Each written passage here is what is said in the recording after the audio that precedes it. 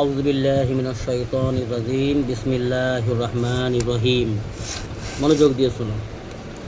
হযরত হুযায়ফা ইবনে ইয়ামান রাদিয়াল্লাহু তাআলা আনহু বলেন, হযরত হুযায়ফা ইবনে ইয়ামান রাদিয়াল্লাহু তাআলা আনহু বলছেন, রাসূলুল্লাহ সাল্লাল্লাহু আলাইহি ওয়াসাল্লাম বলিয়াছেন, সেই জাতির কসম। কে বলছে? রাসূলুল্লাহ সাল্লাল্লাহু আলাইহি ওয়াসাল্লাম বলছেন, সেই জাতির কসম যাহার হাতে আমার প্রাণ, অর্থাৎ সেই আল্লাহ তাআলার কসম খেয়ে বলছে আমার নবী সাল্লাল্লাহু আলাইহি ওয়াসাল্লাম, আমাদের নবী মুহাম্মদ রাসূলুল্লাহ সাল্লাল্লাহু আলাইহি ওয়াসাল্লাম বলছেন, আল্লাহ তাআলার কসম খেয়ে, যার হাতে আমার প্রাণ, তার কসম। কি বলছে? কসম খেয়ে আল্লাহর নবী সাল্লাল্লাহু আলাইহি ওয়াসাল্লাম কি বলছেন? আল্লাহর কসম উঠিয়ে রাসূলুল্লাহ সাল্লাল্লাহু আলাইহি ওয়াসাল্লাম বলছেন, তোমরা অবশ্যই আমর বিল মারুফ নাহি অনিল মুনকার, অর্থাৎ সৎ কাজের আদেশ করতে থাকো, অসৎ কাজে নিষেধ করতে থাকো। রাসূলুল্লাহ সাল্লাল্লাহু আলাইহি ওয়াসাল্লাম সেই আল্লাহ পাকের কসম খেয়ে বলছে, সেই জাতের কসম, সেই স্রষ্টার কসম যাহার হাতে আমার প্রাণ, তোমরা, আমাদেরকে বলছে, উম্মতকে লক্ষ্য করে নবী সাল্লাল্লাহু আলাইহি ওয়াসাল্লাম বলছে, তোমরা আমর বিল মারুফ নাহি আনিল মুনকার, অর্থাৎ এটার কথাটার মানে কি? এটা কোরআনের আরবি শব্দ।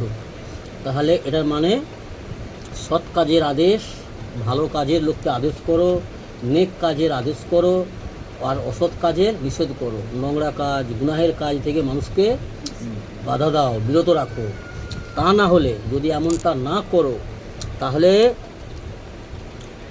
অতি সত্বর খুব শীঘ্রই আল্লাহ তাআলা তোমাদের উপর আযাব পাঠাইয়া দিবেন। যদি এই কাজ না করো, অতি সত্বর, অতি শীঘ্রই তোমাদের উপরে আল্লাহ পাকের আযাব আসিবে। তারপর তোমরা দোয়া করিলেও আল্লাহ তাআলা তোমাদের দোয়া কবুল করিবেন না। তাহলে কত বড় দায়িত্বের কাজ।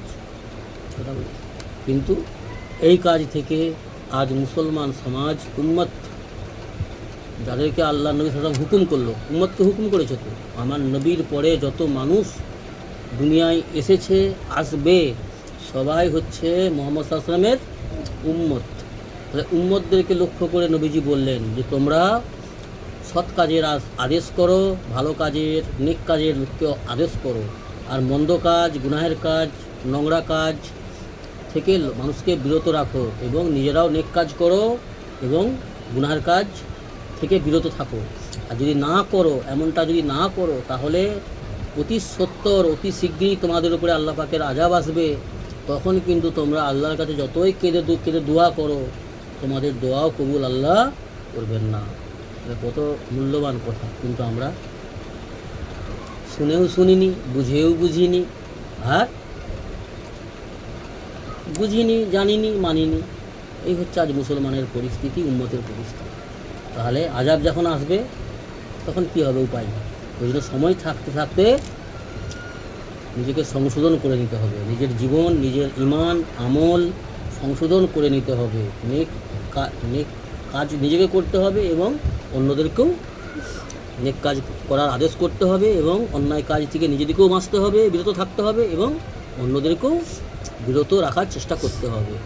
জি, নিজের আপনজন, সন্তান, ছেলে মেয়ে, নাতিপুতি, ভাই বোন, পাড়া প্রতিবেশীর লোকেদেরকে এবং আত্মীয় স্বজনদেরকে, সবকে। কথা বুঝে আসছে? আল্লাহ আমাদের দ্বীন ইসলামের সহি বুঝ দান